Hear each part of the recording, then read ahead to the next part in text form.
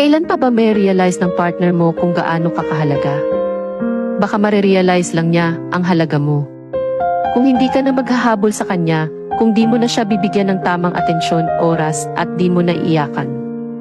Minsan, kailangan mong kumilos na parang wala kang pakialam. Iniisip kasi niya na hindi ka mapapagod dahil mahal na mahal mo siya.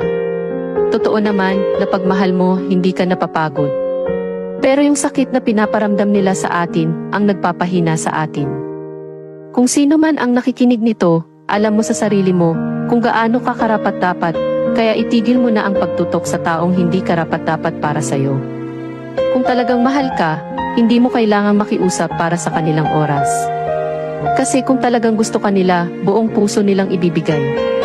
Hindi mo kailangang hingin ang atensyon at pagmamahal. Dahil kusa na yang ibibigay sa taong tunay na nagmamahal sa'yo.